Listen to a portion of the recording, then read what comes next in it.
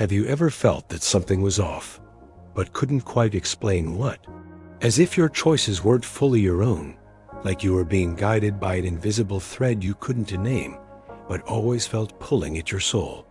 Maybe you agreed to things you didn't want, stayed silent when you knew you were right, trusted people who later betrayed you with a smile. If this has ever happened to you, and it has, then what you're about to hear, isn't just relevant, it's necessary. Because here is the uncomfortable truth.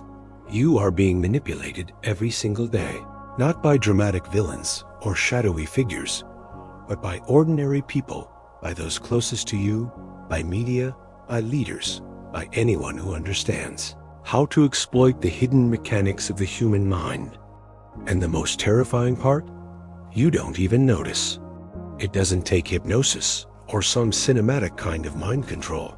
The most powerful manipulation is the one that makes you believe you're in control, that the decision was yours, that the failure was your fault. Most people live like this quietly, unconsciously, moved like pawns on a chessboard they never agreed to play on. And when they finally try to push back, they feel guilt, anxiety, confusion, because they've been emotionally trained not to resist. And if right now you think this doesn't happen to you, stop. That's exactly what a good manipulator wants you to believe. This message won't offer comfort. It offers clarity. And clarity is power. Because those who truly understand manipulation, as Machiavelli once did, never need to yell or force.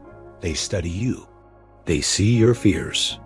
They learn what you crave, and then they offer it, only to take something far more precious in return. They know your emotional openings before you do. They don't push, they invite. And you, unknowingly, walk straight into the trap. But that can change. You can begin to notice the patterns, the subtle emotional maneuvers, the guilt trips, and the pressure dressed up as love, loyalty, or logic. You can trace the strings tied to your reactions and start cutting them one by one. Because real freedom isn't about chasing what feels good. It's about understanding what's true. And once you begin to see, you'll realize how much of your life has been scripted, not by fate, but by people who know how to pull the right strings at the right time. This is a wake-up call for those who've been silently used, blamed, silenced, conditioned to comply. Here, we begin the work of no longer being the puppet, but becoming the strategist. But I warn you, once you start seeing the strings, you'll never be able to unsee them. And what comes next may change not just how you see others, but how you finally begin to see yourself. Have you ever wondered how some people always seem to get what they want, even when they don't deserve it? They don't beg, they don't shout, they don't threaten, they persuade, they disarm. They make you feel like giving in was your own brilliant idea. That's not charisma, that's calculation. It's not magic, it's method. The true manipulator doesn't act out of impulse. They observe. They study. They map out your reactions like a scientist with a lab rat. They know when your eyes flicker with self-doubt, when your voice trembles with the fear of disapproval, when your silence hides guilt you don't even admit to yourself. And they don't just listen to your words. They read your posture, your hesitations, your emotional rhythms. Manipulation begins long before words are spoken. It begins with your need to be liked, to be accepted, to avoid discomfort. Some manipulators use charm. They smile, they flatter, they play the role of someone special, someone different, someone who sees you. They make you feel chosen. But what they're really doing is planting a seed, a subtle emotional debt. You feel compelled to give back, to stay close, to please. That's when the giving begins, and it doesn't stop. Others use guilt as their tool. They present themselves as victims, tired, misunderstood, abandoned. They say they only have you, and slowly you begin to feel responsible for their emotional survival. You carry their sadness as if it's yours, and when you try to set a boundary, a sigh or a wounded glance is enough to pull you back in. Then there are those who use fear. They don't threaten you outright. They paint worst-case scenarios. If you do this, you'll be alone. If you leave me, no one else will ever love you. They don't use chains. They use ideas. Ideas that infect your perception of yourself and convince you that without them, you're nothing. These manipulative strategies are not new. They've existed since power has existed. Machiavelli understood this centuries ago. He wrote not about morality, but about reality. How people are moved not by logic, but by interest. Not by facts, but by emotions. And the manipulator knows this deeply. They create emotional theater, and without even noticing, you become a character in their play. You think you're acting freely, but you're simply following the script they've written for you. And here lies the most disturbing truth. The only reason this manipulation works is because there is something inside you that allows it. A blind spot, a silent need, an unresolved wound. Something you haven't seen, and they have. That's why the next step is so important. Because if you don't understand what makes you vulnerable, you'll keep calling manipulation love, support, or friendship, and you'll stay stuck in the performance, not realizing the curtain has never closed. Ready to keep going? You are not being manipulated because you are weak. You are being manipulated because you are human. Because inside every human being lives a set of invisible fractures, emotional blind spots, unmet needs, childhood wounds dressed up as adult choices. And this is where the manipulator moves in, not through force, but through understanding. They see what you can't bear to face in yourself. Some of us carry an unquenchable thirst for approval. We were raised to believe love is earned, not given. We learned that being accepted requires pleasing, bending, shrinking. And so we walk through life offering parts of ourselves in exchange for crumbs of validation. The manipulator sees this, and they feed it, telling us what we want to hear. And in return, we give them loyalty, trust, obedience. Not because they demand it, but because we feel we owe it. Others carry guilt like a second skin. They feel wrong for saying no, ashamed for prioritizing themselves, hesitant to draw boundaries. Because someone somewhere taught them that putting yourself first is selfish, that love means sacrifice, and that being good means being silent. The manipulator doesn't need to push these people. Just lean in with soft disappointment, a sigh, a subtle reminder that they're the only one who truly cares. And that's enough to steer their choices. Then there are those who carry fear of rejection, of abandonment, of being invisible. These people will stay in toxic dynamics not because they want to, but because the alternative, loneliness, terrifies them more. The manipulator offers the illusion of safety, then threatens to take it away. And you, already convinced of your unworthiness, accept the price. But none of these weaknesses are random. They come from somewhere. From childhood patterns, silent trauma, emotional conditioning that shaped how we respond to love, to conflict, to need.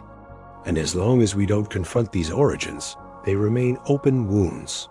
And manipulators, they know exactly where to press. Machiavelli wrote that real power doesn't require violence.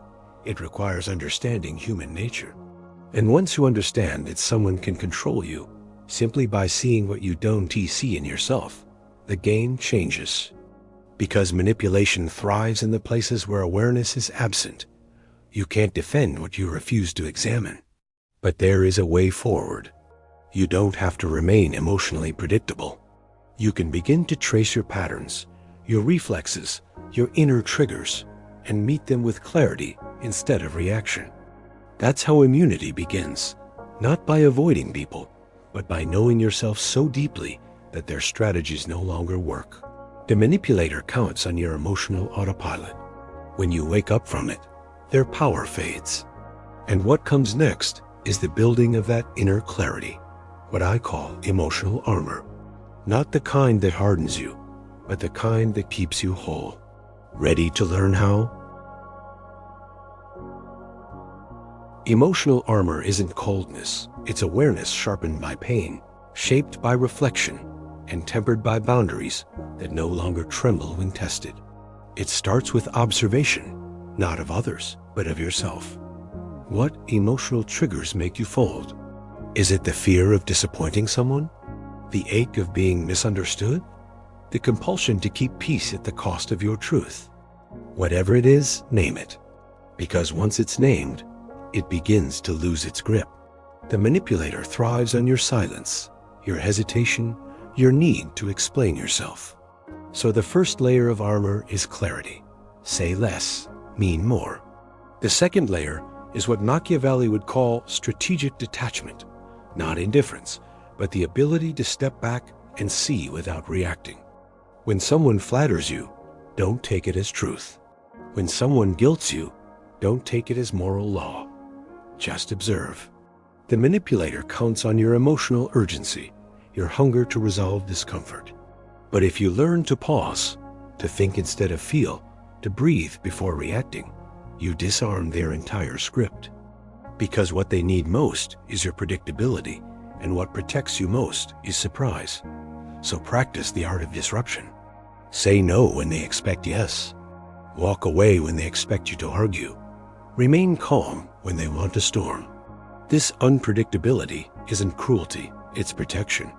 It forces the manipulator to reveal their deeper intentions, and that's where the truth finally shows. Another layer of emotional immunity is identity. The stronger your inner compass, the less you need others to guide you. The more you know who you are, the less power others have to define you. Manipulators manipulate perception. They want you to doubt yourself so they can fill that gap with their version of you. But when you stop seeking approval, when you stop needing validation, their grip loosens. And don't mistake this for a single moment of awakening. This is training. It's a discipline forged in the heat of emotional discomfort. It's choosing not to react when everything in you wants to. It's staying grounded when someone tries to shake your sense of worth. It's remembering that being liked is not a currency you need to trade for peace. You owe nothing to anyone but the integrity of your own mind. And in a world where emotional games are the norm, staying sane is not just survival, it's rebellion. Machiavelli once said, "Men must be either pampered or destroyed, for if you merely offend them, they will take revenge." It sounds cruel, but it reveals something real. In the realm of power, neutrality is an illusion.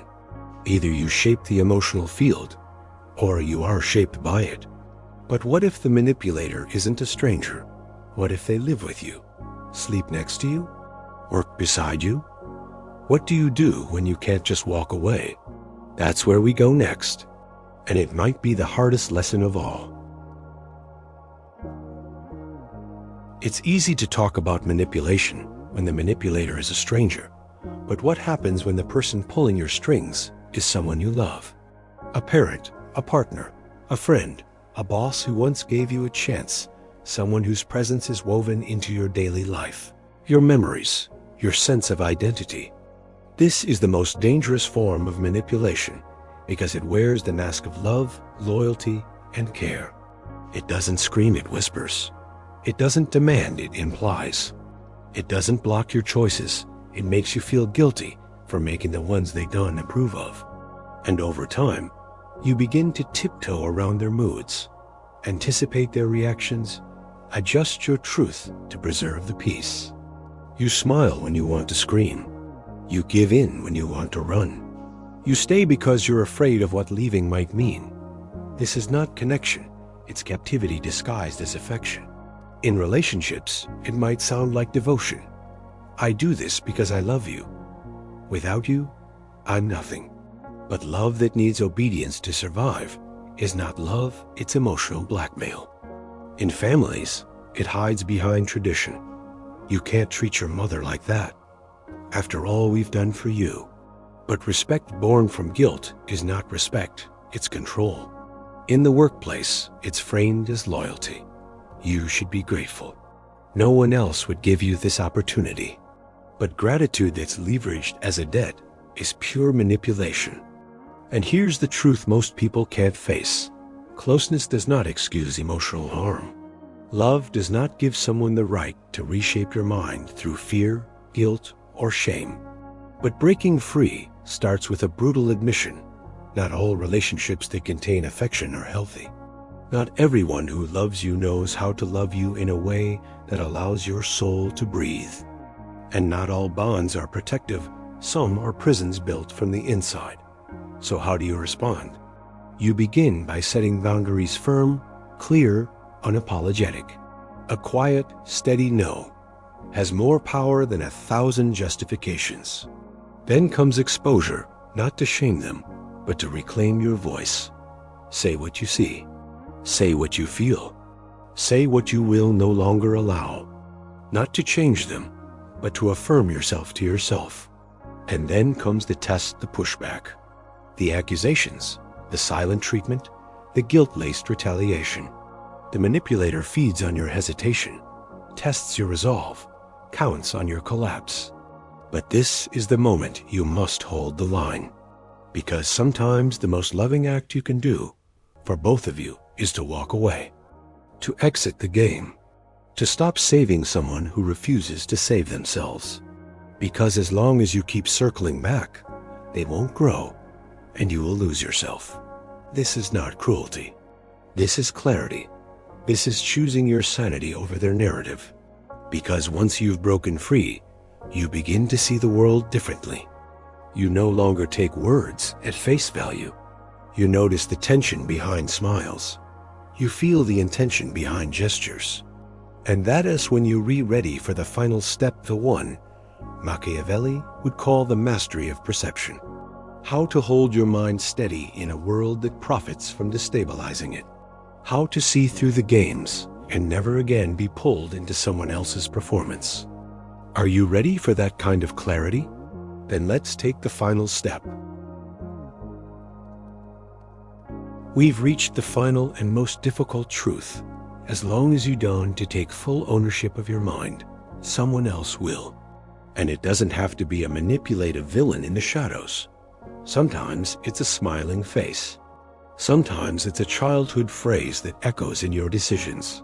Sometimes it's culture itself, molding you to be compliant, agreeable, afraid of your own power. Manipulation isn't just what is done to you. It is what you silently agree to when you never question what you believe. It's in the feelings you treat as facts. It's in the choices you call freedom when they're really habits of fear, guilt, and the deep human need to be accepted. True freedom begins the moment you stop calling your conditioning free will. But that kind of freedom is not handed to you. It's claimed. And claiming it demands you let go of the illusion that everyone has good intentions. It requires you to dismantle the image of yourself as the endlessly kind, always available, eternally forgiving one. It means making peace with being misunderstood, sitting with the discomfort of saying no and not explaining why, feeling the sting of loneliness when you walk away from what no longer serves you, even when it used to define you. You will stop being manipulated the moment you no longer need to be liked. The moment your decisions are no longer dictated by the fear of losing someone who only stays if you stay small. When your clarity becomes louder than your craving for approval. When you can look someone in the eye, someone who used to twist your mind like string, and say, with calm certainty, not anymore. What you do with this knowledge now is yours alone to decide. You can forget it. Go back to your life, back to the performance, back to the illusion of control, while your strings are pulled behind the scenes. Or you can begin today, not by changing the world, but by reclaiming the one space that's always been yours, your mind. Train it, question it, discipline it, teach it to observe, to analyze, to hold silence when silence is strength, to speak only when it is power. Learn to walk through a world full of masks without needing to take yours off. Because when you know who you are, no mask can confuse you. Become the person who does not flinch when guilt is used as a weapon, who does not sway when fear is used as a leash, Who does not retreat when someone tries to wrap love in chains? Comment below. When did you realize someone was controlling you? What was the moment you saw it clearly? Or are you still caught in the web, struggling to break free? Speak it. Share it. Because awareness begins when silence ends. If this opened your eyes, don't stop here. There is more to see. Because truth isn't just something you find, it's something you become. Keep walking. Keep watching. Because the moment you choose clarity over comfort is the moment you stop being controlled and start becoming whole.